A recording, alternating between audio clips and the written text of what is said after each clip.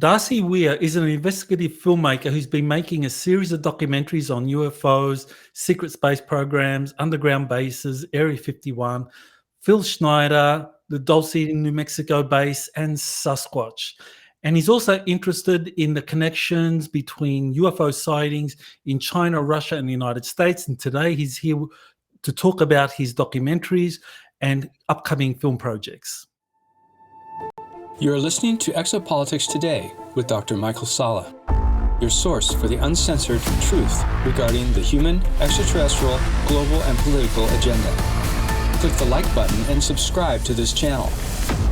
And now, here's Dr. Michael Salah. Welcome, Darcy, to Exopolitics Today. Hey, Michael. Thank you for having me. Great to have you on the show. I mean, you've been quite prolific in terms of your output, the documentaries you've been putting out. So why don't you just, for my audience that maybe know very little about you, why don't you tell us from the beginning your film making background, your education, and then what got you interested in the whole UFO scene? Okay. Yeah, sure. I started off as a young filmmaker interested in the UFO phenomenon. And back in 2012, I released my first attempt at a feature-length documentary straight to YouTube. That documentary was about Phil Schneider, who's quite an interesting character in the phenomenon, the ufology community.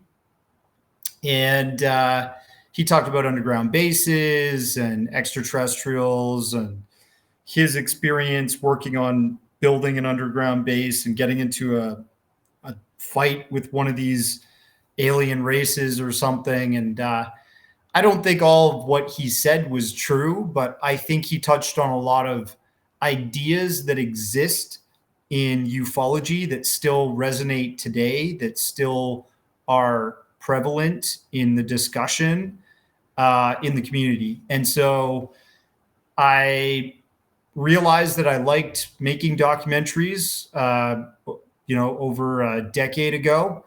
And I just have been working on many other documentaries within ufology.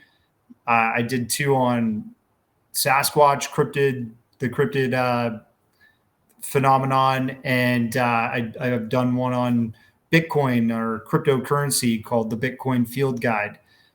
So I'm just interested in really fringe thoughts, I guess, stuff that's not very widely accepted by the mainstream. Yeah, well, that Phil Schneider, that case has always fascinated me. I think that was one of the ones very early on that I kind of looked at closely. And, there were other people talking about this Dulce firefight. So this Dulce base, you want to kind of like maybe talk a little bit about what you found out from your kind of research into Phil Schneider about this multi-level underground base there somewhere in the Archuleta Mesa near the town of Dulce, New Mexico. Well, he made claims that he was partly responsible for building it. I think the allure of something being, like a underground base existing under the Archuleta Mesa has been around for a while, because the Navajo, the indigenous people of that area of New Mexico, they've spoken of things like the ant people and these non-human intelligence that supposedly have been there in the desert for a long time, probably before we've even been there. And then, you have myths and reports of UFOs coming out of the mesa or coming over top of the mesa for a long, long time, decades now, being seen by the locals who live in the city of Dulce. And look, you've got Los Alamos, which is the old Manhattan Project city that was set up in the 1940s and still exists today. And it's very possible that all that combined kind of gives confirmation to people to believe that there's an underground base. Whether there is or not, I don't know. My story just touched on all of that stuff I just mentioned to you, and it allows people to have an idea of what is believed regarding that conspiracy theory. Kind of middle of 1995, he started talking about his experiences, showed a lot of documentation, and these documents were always shown in these videos that are kind of like, they're quite dated and pretty grainy, so you don't really get to appreciate the quality of the documentation. But I know your documentary on Phil Schneider, you actually got your hands on some of these documents. So how persuasive were these documents in convincing you that there was something to his case? Yeah, I think the thing that really persuaded me that something he was saying was true were the pictures of his father working on the USS Nautilus, which is the very first nuclear-powered submarine within the Navy. His father supposedly was brought over under Project Paperclip and worked for NATO on Navy missions. And his name was Otto Schneider. So it is a German surname for sure. Philip was a married man. He had a child with Cynthia Dreyer, and she shared a lot of this documentation, photos and stuff that Phil was taking on lecture tour while he was alive, doing his thing. And, he had an untimely death in 1996. And we kind of cover that in the documentary. But it's hard to tell, what is the total truth there. I think people want to believe everything he said is true, but I don't know if there was like an alien battle, something rings fictional to me about that. But I think he layered on some of that fictional stuff, possibly with realities, stuff that possibly are very true, like deep underground military bases being constructed by the militaries of the world. These are strategic assets. They can keep technology and testing of that technology out of sight and out of sound from the public. And then you also have the idea that maybe there's these cooperations or these programs that are jointly being conducted between a non-human intelligence and humans on Earth. Another good place to facilitate that stuff out of sight and out of sound might be underground, right? So that is the idea. Whether we can prove that or not is really hard unless we get more and more documentation and testimony from people.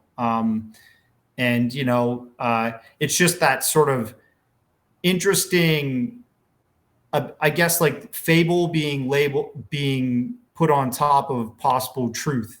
And it's kind of obfuscated what is true and what is not. Even things like the secret space program, I think you spoke about before, there's probably a lot of truth to that, but then there's like this fabled, sort of science fictionized characters and stories that have come out of ufology that have kind of glommed onto that subject, and it ends up obfuscating the truth from reality.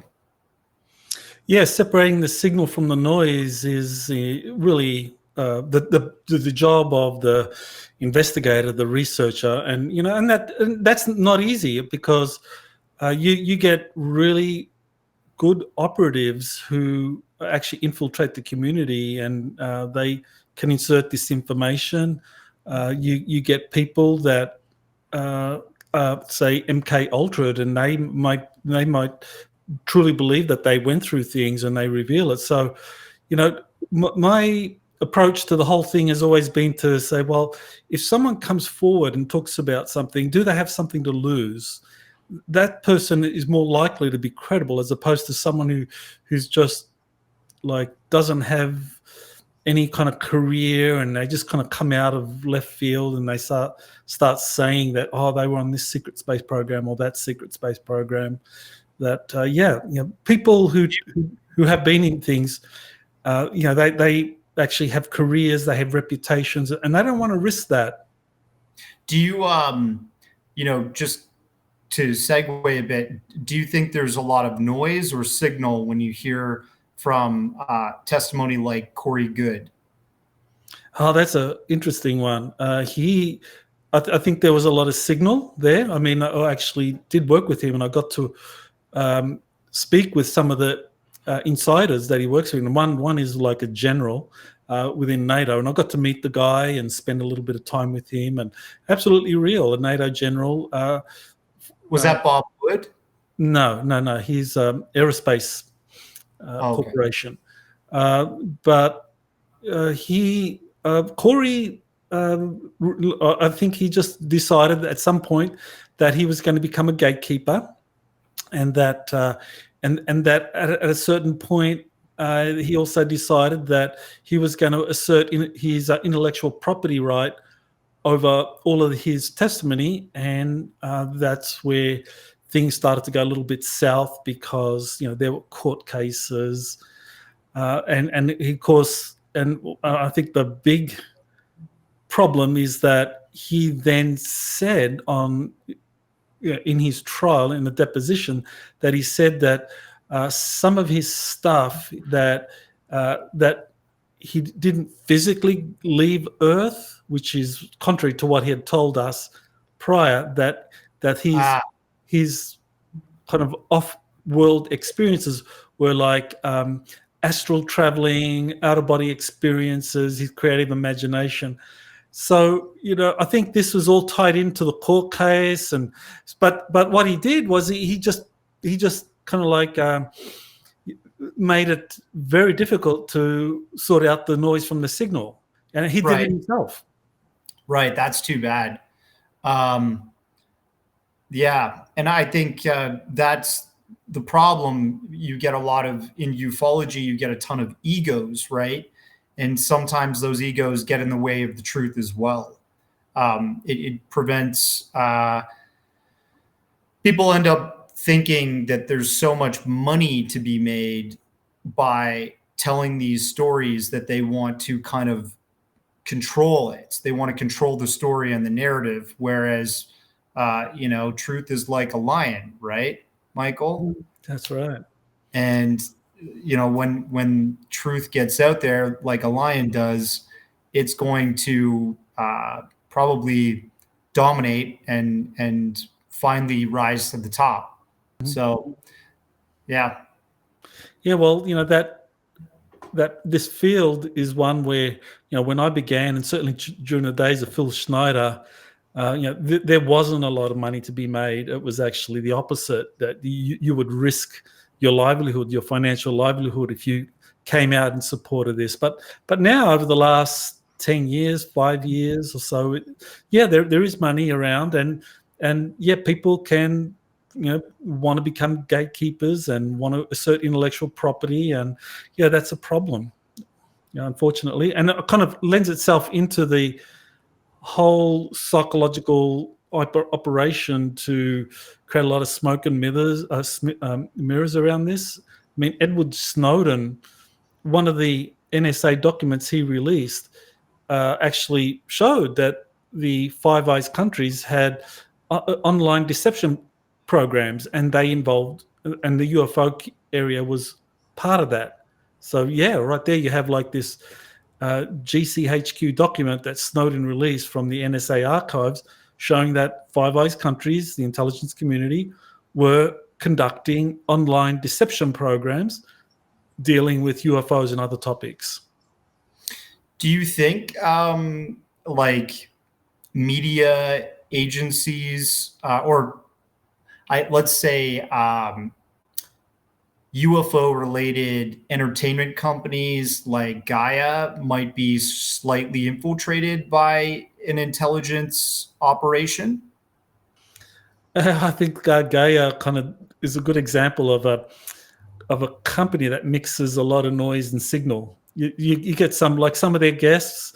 There's a lot of signal. They're really on the money in terms of like what's going on, and then there's a lot of noise. I think there is a few that just like have incredible stories, but there's no real effort to document or to prove them to be real, and it's just an entertaining story. It's kind of like truth by proclamation. I say, therefore it is. Yeah. And or ancient aliens, where they come up with something similar to like, according to ancient alien theorists. Same I like thing. that line. Yeah. I've heard it before. I've heard it a couple times before. Yeah, whenever they don't know anything for sure, they just say, well, according to ancient alien theorists or researchers, therefore it's true. Therefore it's true. Okay, so you talked about the Phil Schneider's father serving on the USS Nautilus. So that brings up something that William Tomkins told me. And William Tomkins, he's one of the more credible people in terms of the secret space programs, what really happened, because he did work at Douglas Aircraft Company in the 1950s and 60s, and a bunch of other aerospace companies, and he had a lot of documents showing that he worked there, that he was part of a Navy espionage program. He has documentation proving that. But in his book, he talks about one of the projects that he was involved with or knew about was that when the Navy was developing, I mean, they asked this organization or this think tank within Douglas Aircraft Company that William Tomkins called Advanced Design. They asked for a design of a space carrier. They asked the Douglas engineers to develop a space carrier. And the thing is that the people that Tomkins worked under, some of those people were involved in the USS Akron and the USS Macon. That they were the kind of Navy's first flying aircraft carriers. So people that know that the Navy had in the 1930s flying aircraft carriers. They were these helium-filled dirigibles, and they could land. I think they were called Skyhawk airplanes on them. So they were a flying aircraft carrier. So the Navy was working on these in the 1920s and 1930s, and the engineer involved in that was Bill Tomkins' boss at Douglas Aircraft Company, Dr. Wolfgang Klemperer. Wow. So yeah, so the Navy in the 1950s, was asking the Douglas Aircraft Company, in particular this guy Klemperer, who they've worked with in the past, to design a space carrier using all of these advanced anti-gravity, torsion field technologies and so forth that the Navy was aware of. And apparently, according to Bill Tomkins, the first prototypes that they used were these nuclear-powered submarines, and the USS Nautilus was the first one. So Jazz, if you want to put that up. Yeah, so I guess they're going off of that airtight design, so repurposing that from an ocean environment to a space environment, right? Yeah, exactly. But yeah, so William Tomkins was a model maker and an like a early designer, right, for the Navy? That's right, yeah. So when he created these designs, they were just conceptual. Was there somebody who would then take those concepts, and do we know for sure or for certain that these concepts that were on paper and modeled, in a physical miniature form, did they ever actually go from paper or model to practical? Well, Tomkins wasn't part of going from the design to the actual building of the prototypes. He said that his work was in the design. That's what they did at Douglas's think tank, and it was called Advanced Design. I mean, so that's what they did. That they were the ones that would come up with these elaborate designs and illustrations, right?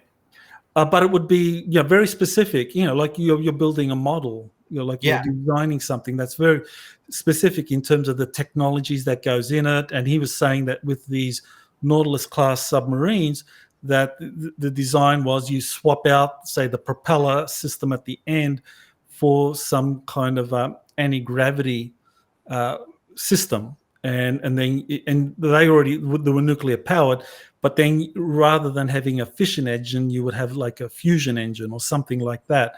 Swap that out so you have sufficient power to generate the anti-gravity field so that submarine could lift itself up out of the ocean into the atmosphere and into space. So he said that was their design project. That was one of the design projects. And so, that was really the predecessor to these very large space carriers that Tomkins said were like a kilometer or more in length.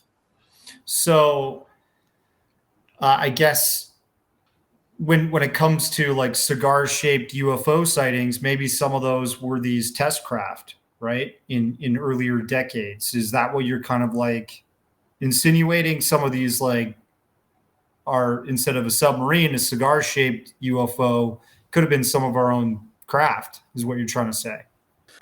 Well, I think when they're testing these craft, they were doing it in very remote facilities like China Lake or in Utah. Bill Tomkins said that the Navy began using the Utah facility pretty early on for developing the space carriers. So Dugway Proving Grounds, that whole area there, Wasatch Mountains. I haven't been there, so I don't know the geography all that well, but it's a vast area and very remote.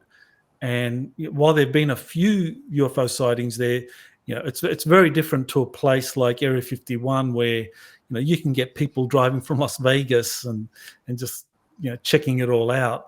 But these areas were very remote, so I don't know when they were testing these prototypes that they would do it in areas like there have been sightings of like cigar-shaped craft over New York City. So, I think there was one in 1950, a very famous one.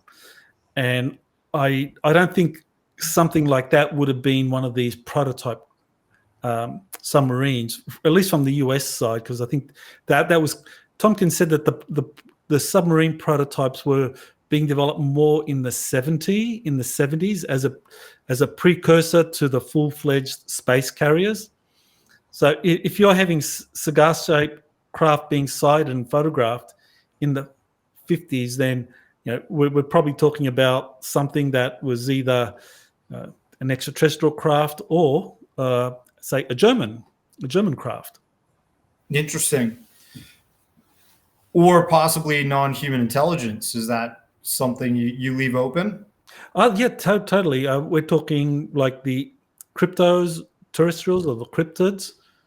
Yeah, they definitely have some of their own cigar-shaped craft. That it seems to be a logical design because submarines are very useful. I mean, you need a submarine if you're going to go explore under the surface, but that same design that makes a submarine suitable for these kind of like highly pressurized environments under the ocean, that also makes them suitable for going out into space because you're protected from radiation and the vacuum and all of that. Yeah, I could imagine.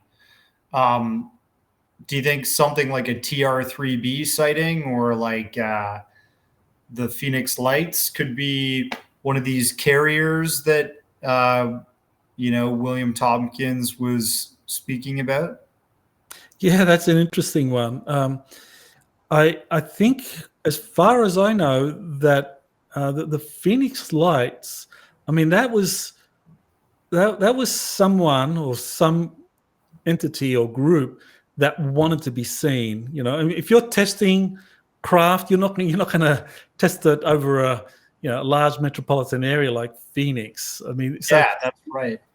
so I don't think it was the Navy, because as far as I can tell, the Navy is a really, they know how to keep secrets.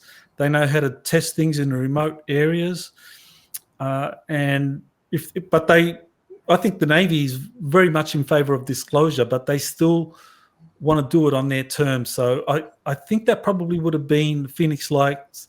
I think that would have been someone else, some off-world group, a non-human intelligence.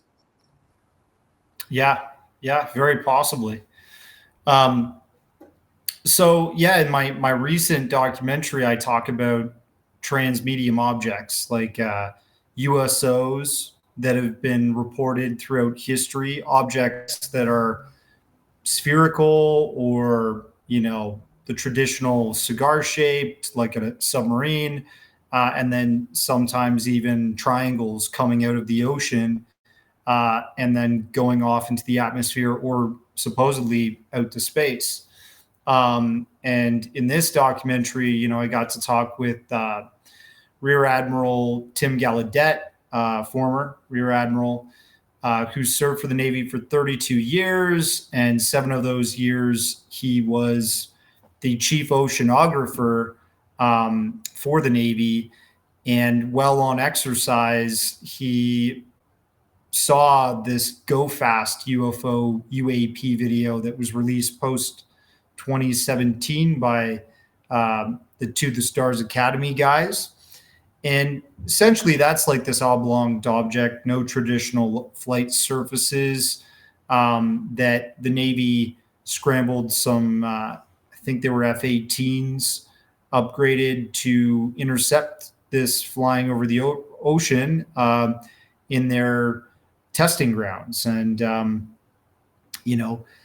Tim Gallaudet became aware of that through an IPSEC server email thread with his chain of command. And the next day, that video and that email thread was wiped from his email server, therefore his computer. And just goes to show there's a lot of information control regarding this subject still. And I really like this man because he's trying to, from a ocean science perspective, as well as a military defense perspective, bring out more disclosure and transparency about the subject to the public. And that's currently what he's trying to do. He works for, independently 9 to 5. He's got his normal hustle, but then as a analyst and advisor to some capacity, but then he's doing for free stuff with the Sol Foundation, headed up by Gary Nolan, and a bunch of other really interesting advocates for disclosure. I know he just released a white paper for the Sol Foundation on the topic of these transmedium fast movers, or USOs. So a very interesting paper. I read through it very closely. I thought there were some areas that he didn't cover, but I just wanted to get your view on what he did cover that you thought was really noteworthy. Well, yeah, I think he really walks you through what we know about the oceans, right? From a scientific perspective in the mainstream, we really have embarked on a study of the oceans to a small scale. So the ocean bed, we only know about 25% of the planet's ocean beds have been mapped. And that's, only a small percentage of that 25% is done with modern technology, because we really embarked in the 1800s with our original navies in the oceans to start mapping that. So a lot of this needs to be updated. We need to understand what's down there in our oceans. And then on top of that, the actual ocean volume, the different tables of ocean going all the way down to the abyss, the large trenches at the bottom of the ocean. We don't understand a lot of that and what could exist there.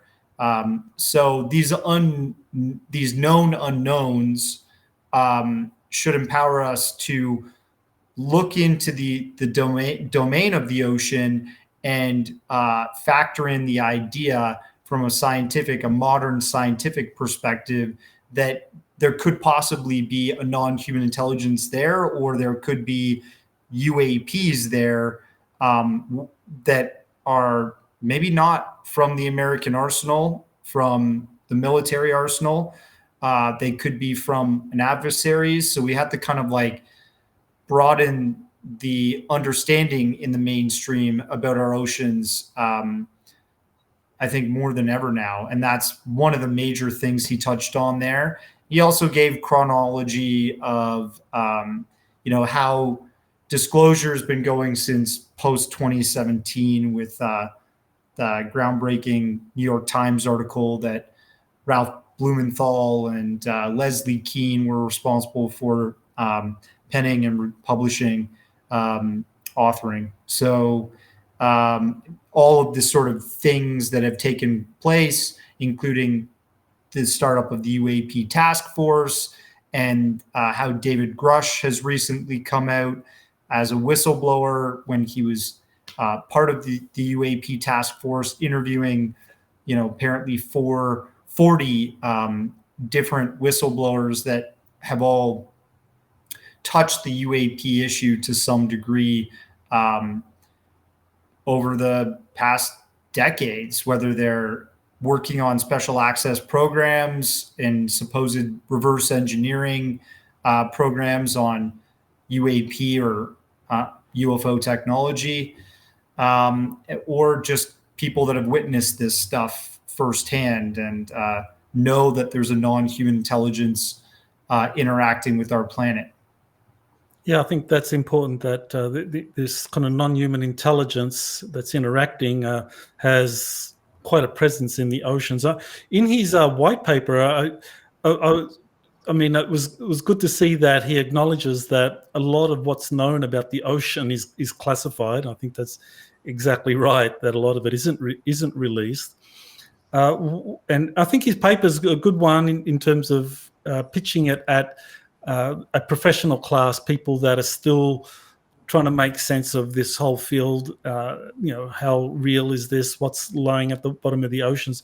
But one of the areas he didn't touch on, and I wanted to get your opinion on it, are these ancient legends. You have these ancient legends, like the Babylonians talked about Oannes, the sea god, and the Phoenicians talked about Dagon, the merman god. And they in these ancient legends, you had this god who came from the oceans and gave wisdom to humans, where they shared their knowledge about the writing, the arts, and sciences. So in the legends of history, you have, I think, evidence, or let's say whatever you want to call it, historical records, that does point to the existence of these non-human intelligences in the oceans. Yeah, originating from there. I think one of my favorite stories is, Zachariah Stitchin's depiction of the ancient cuneiform tablets that came from pre-Babylonian time even, and how in this story of creation here on the planet, how humans were made by the Anunnaki. One of these sort of Anunnaki kings, which is an alien, like a non-human intelligence that came from space when they came to Earth to create this biosphere and apparently do some work here. One of them, I believe, is Enlil, that lived in the ocean. His domain was the ocean. Oh, He was the commander of the Enki. Enki. Yeah. Exactly. So, like, and then they were at war with each other, right? Which is another interesting thing. What if Enki never left? Who knows? I mean, it's an interesting idea. Or what if Enki's technology never left? What if some of these UAPs or transmedium UFOs that are being observed throughout the decades coming from our oceans or different water bodies throughout the world, lakes, deep lakes, and so on. What if that's an autonomous drone that's been built by a non-human intelligence that's still lingering and circumnavigating the globe and keeping track of things? Who knows? It's all possible in science fiction, that's for sure. Yeah, so the history does kind of point to these ancient civilizations in the oceans. And I've actually kind of interviewed two people that have described going to what I think is probably the same underwater city complex in the Bermuda Triangle region. And what they described with kind of 3 biodomes that were connected by some tube. And I've written about it, but I just wanted to get your reaction to that. What do you think of the possibility that there are these underwater city complexes in places like the Bermuda Triangle? It's very possible. I mean, look, we just don't know enough about what's down there in the bottom of our oceans. I know that recently I was talking with a show host, Julian Dory, and he pointed out that there's pyramids at the bottom of the Bermuda Triangle that have been found with LiDAR and sonar scans of the seabed. So what are those doing there? And we have all kinds of tales. I think the USS Scorpion was a submarine that went missing in the Bermuda Triangle some decades back, which is touched on at the beginning of The Abyss, which is one of James, his name? Cameron's. One of James Cameron's famous earlier films that basically feed the public with the idea that there's a non-human intelligence that look like aliens swimming around and existing in a base at the bottom of the ocean. And yeah, at the beginning of that film, that submarine that has that encounter is in the Bermuda Triangle area. So it's like there's stuff that's written into our fiction, but there's also ideas that could exist in reality. I mean, it would make life a lot more interesting if that was true, wouldn't it? Yeah, well, I think Hollywood does often give us a kind of a soft disclosure of what's really going on. And that James Cameron movie, it's interesting that right now, actually, I just found out that the director's cut edition of The Abyss is being re-released, that James Cameron included additional footage, and that has just been re-released. And I was just notified by Amazon that it's being mailed out to me. So, and what I find interesting about The Abyss is that, yeah, you have the non-human intelligence on the bottom of the ocean, and you have all the drama about what's going on. But then you have this huge ship surfacing out of the Bermuda Triangle area. And one of the people I was referring to that went to this underground or this underwater civilization, he says he's been on 6 missions to this space ark, this huge space ark in the Atlantic Ocean. First it was in the Bermuda Triangle, and it's moved more recently into the kind of more towards the middle of the Atlantic. But he described it as this huge craft that's down there at the bottom of the ocean. And so I thought it was very interesting that The Abyss is being released, and it shows something like a space ark surfacing. Yeah, at the very end, right? That's a really amazing scene. I think Richard Dolan touches on some of the Navy encounters that have happened throughout history with regards to ocean-based phenomenon in the documentary that I released, Transmedium. And I think it's possible maybe something like that has happened where a massive craft has surfaced. Even Lou Elizondo spoke out in the last few years about a Navy encounter where this large black disc-shaped craft came from the depths of the ocean around Puerto Rico. And they were doing an exercise, the military, the Navy was doing an exercise to these Navy SEALs to retrieve a warhead that apparently had sunken. And this craft came up and sucked it away from their men. And apparently there was some big panic.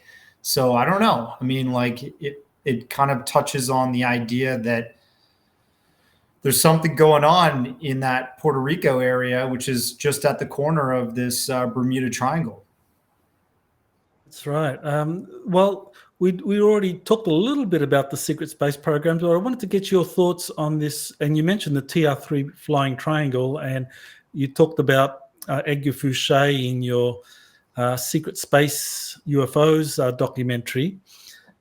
So, yeah, Edgar Fouché, he's a fascinating character. I know he gave a lecture, I think it was in 1999, where he kind of like just exposed what he had found out from Area 51. So you want to kind of walk us through what Edgar Fouché had to say about the TR3B and how real that is today? Sure. So he really, started hitting the UFO conference scene. Spoke at a MUFON conference, and I included some clips in this documentary, Rise of the TR3B. And basically, it touched on all of the rumors and myths around this super top secret anti-gravitic, early attempt at an anti-gravitic, for lack of a better term, like space elevator or space crew and technology carrier, because it was supposed to take large amounts of people, like an apartment building full of people, and possibly like even tanks into space. You know what I mean? It was quite a roomy object, if you believe it. He said that it was using this kind of technology at the center of it, which was creating that lift and zero gravity sort of effect. It was called the MFD, magnetic field disruptor, and it rotated. It was like a rotating superconductor sort of thing. It had a sub-zero mercury metallic substance at the center of it that was rotated at super high speeds, and that created this lift effect. 99 or 98% of the gravity would have been negated, and then it used for movement, left and right and stuff like that. These traditional hydrogen sort of jet propulsion on each corner of the craft, like these round white lights that some people have seen under these large black triangles. And it was a large black triangle, if you believe it. I can't say for sure it's all true, but whenever he got a speaking engagement, he would say that this was most of the black triangles are man-made. The anti-gravitic looking ones, the alien looking ones, not the B-2 bomber or something like that. Right. Yeah. I think he said that they became kind of operational in late 80s, and that they were flying out of Area 51 all over the world. And he mentioned a base in Scotland as well. So I suspect, that Belgium flying triangle sighting. wave. Yeah, Yeah, that probably was these TR3Bs being kind of used around the place. possibly. Another source that I spoke to, he states that maybe the very first maiden flight for this object was 1979. So, I mean, to put it into perspective, the A2 Blackbird, A12 Blackbird, which was created for CIA's spy plane purposes, basically was a modified SR-71 that was being actively built and tested in 1968, and that wasn't decommissioned and released to the public as real technology till the 1980s. So, I mean, it's possible that there's been these black projects building TR3B type objects for decades that will never be declassified if it's in the military's best interests. Yeah, well, that's the key question is, will they ever be declassified in a sense of like, well, these craft were built in the 70s or 80s, or will they be just kind of rolled out as something recently created by the aerospace companies to just kind of like, put an end to the conspiracy theories that these things have been around for 40, 50 years? Yeah. I don't know. I don't think it's in the military's best interest to ever admit something like that, right? Because it's like creating a vulnerability strategically against other adversary nations if you tell them, you show them your cards technologically. Mm-hmm. Well, yeah, this brings me to the Gary McKinnon case, because I always thought that was a very significant one, that in 2001 and 2002, after he watches the Disclosure Project press conference, he starts to hack into the Pentagon and NASA, and he finds images of these cigar-shaped craft, and one of them, someone put together the different details that McKinnon described about this kind of cigar-shaped craft, and people say, well, this was the USS Hillenkotter. I don't know. I don't think McKinnon actually ever mentioned names, but some people somehow attributed what McKinnon was saying to this craft. So what do you think of the McKinnon case and the existence of a solar warden space program using these kinds of cigar-shaped craft?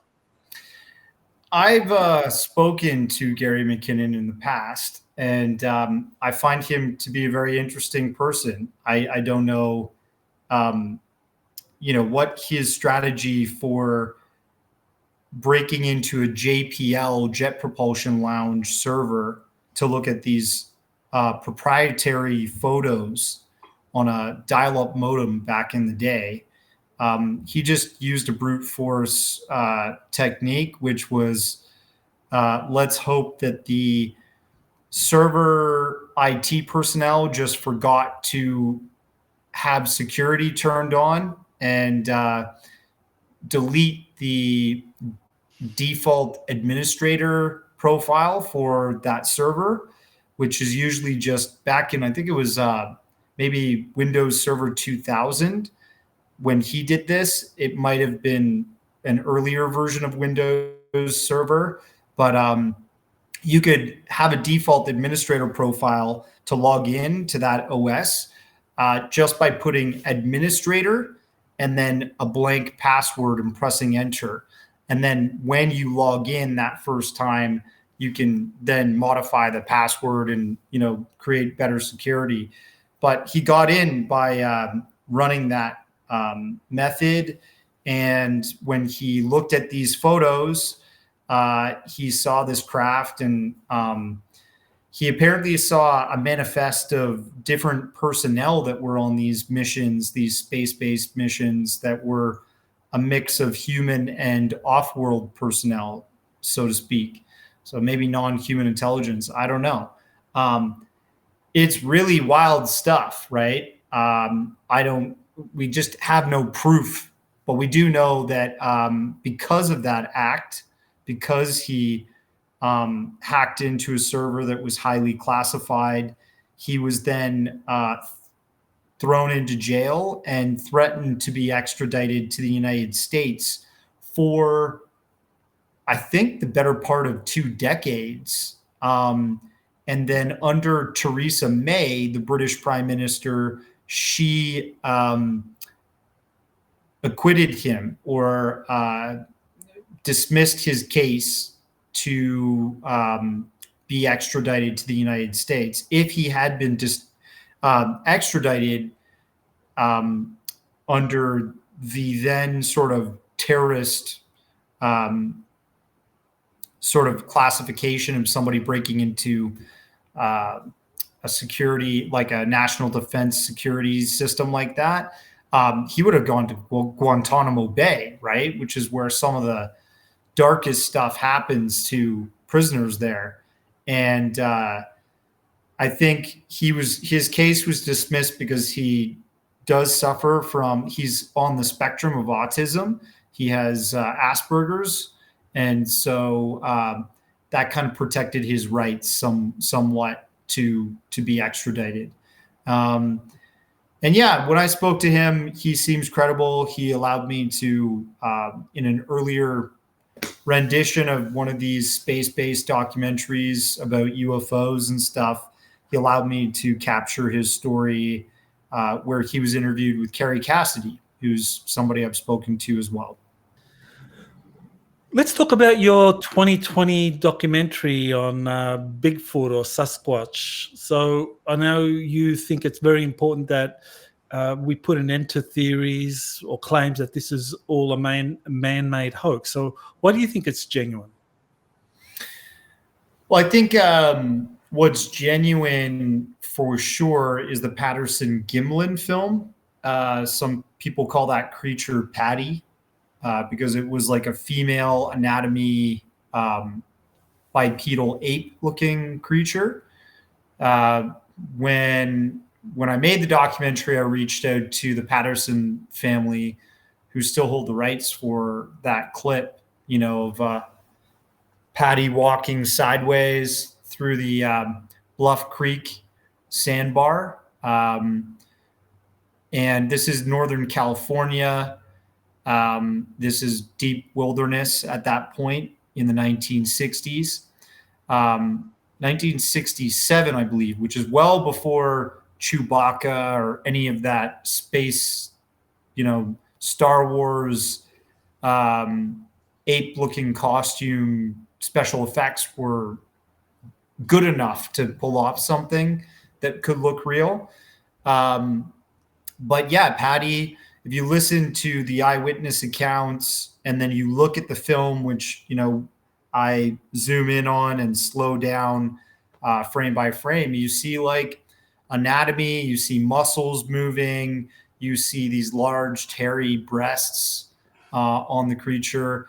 So it looks like it's a real bipedal ape-like being with a big head with a sagittal crest, which is something you typically only see on a gorilla. That's why a gorilla has kind of like a cone-shaped peak to its cranium. You can sort of see that same thing when Patty is walking off in the distance and its back is fully to the camera, the 8mm camera that Bob Gimlin was recording that film with. You see this sort of cone-shaped sort of sagittal crest that's on the top of the head of this creature. So to me, it seems like the working title for that doc back in the day, that was one of my earlier documentaries, which I re-released in 2020. It was originally released in 2016.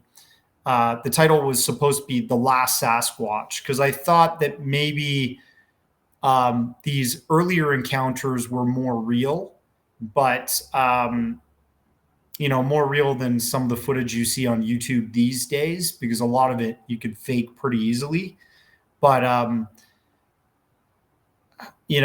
somebody had already made a film called The Last Sasquatch, and it was like a horror film or something. So that kind of screwed me over.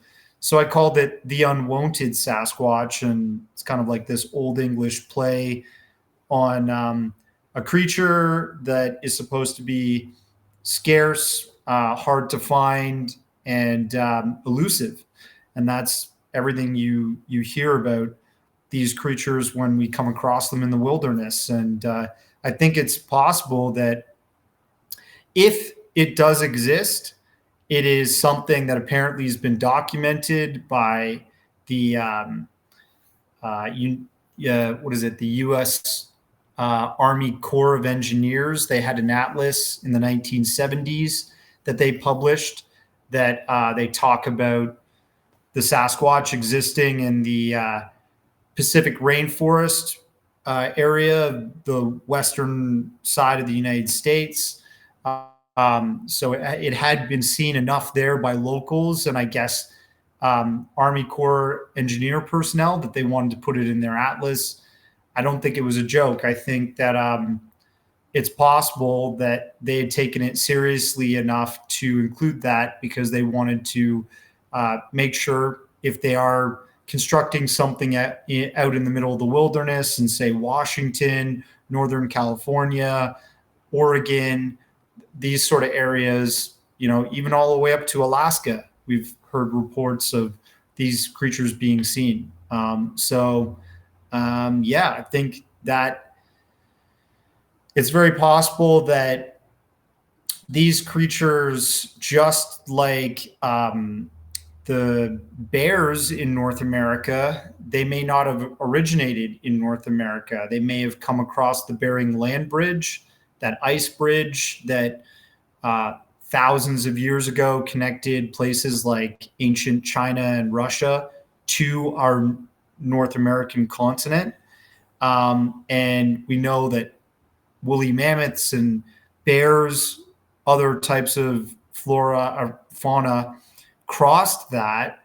So who's to say that there wasn't an ancient creature like the Gigantopithecus or Australopithecus that is this kind of like bipedal ape-like looking creature that shares some traits with Homo sapiens, but is much larger, much more muscular, covered from head to toe in more fur or hair, or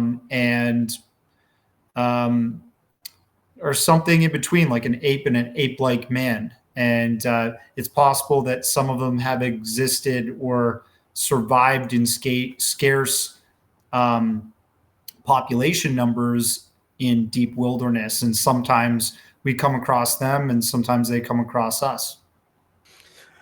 I was able to interview Jack Kawani Lapsaridis, and I think he's the author of probably the first couple of books, or one of the earliest books dealing with the Sasquatch. And he said that as far as he knew, from his research, investigations, and physical contacts with the Sasquatch, he said that they work closely with extraterrestrials. So what do you think of that? I don't know. I mean, it's something that I keep hearing about in the UFO / Bigfoot world, that's kind of like this crossover. I don't know if there's like enough proof of it, right? Like, I know that we have foot casts and hair samples, and sometimes photographs and videos of sightings of these things from these specimens, but I don't see enough photographs, videos, and proof that there's also a UFO that existed in that exact same sighting in that area. We do hear about that from eyewitnesses, that they also saw UFOs in the sky, but why is that we never get like a video of the UFO and the Sasquatch at the same time? it's a little bit. It's Right. Well, yeah. Well, that's a kind of perennial debate within the UFO community. I mean, you have often people, eyewitnesses, saying that they saw a Sasquatch or interacted with them, or they went on a spacecraft and they seem very credible. They passed lie detector tests and so forth, but they don't have the physical evidence, the photos. So, as far as I mean, I know as a documentary filmmaker, your focus is on finding the evidence. But what's the balance to be found with those that have really compelling stories, that they're willing to do lie detector tests, but they don't have the physical evidence? How do you bring those people into this equation? Yeah, I think multiple eyewitnesses sometimes helps corroborate the story. So if you have a case like Travis Walton, where 4 other people were present to see the craft, sometimes there's trace evidence left over, strange abnormalities to the growth rate of the trees in the area that the UFO showed up. That all that kind of data. Then the lie detector tests, that helps, like you said, which in the Travis Walton case, I believe every one of them did lie detector tests and they passed. The only one that Travis Walton supposedly failed was on a live game show that they even admit to the public cannot be taken as a true lie detector test. So in their other words, that show is made for entertainment. So I think there's all kinds of ways to corroborate eyewitness testimony. I think more eyewitnesses are a good start. Yeah, I mean, they are definitely a fascinating phenomenon, and I know that it makes sense that they don't want to be identified, because then there's a lot of people out there that would like to have a Sasquatch trophy for their wall. And I mean, that's the unfortunate truth. There's a lot of hunters out there that would like, yeah, they're out there, let's go hunt them down. It's just absurd, but that's the unfortunate truth about our species. Yeah. Let's hang a Sasquatch head on the wall, eh? I mean, it's crazy. Crazy. So what are you working on now? I mean, what's your next documentary project? I'm working on a number of films, one of which is on the USO and UFO phenomenon surrounding the island nation of Puerto Rico. All the strange stuff going on there. So I've been doing that. Been working on one on an abduction case that's quite famous. And I'm interested in profiling the sort of secret space stuff. I mean, maybe I should talk to you about that sometime. I'd love to fly down and get your take on the whole secret space program. As long as you don't get in trouble. I don't want you to get sued. Okay, Michael?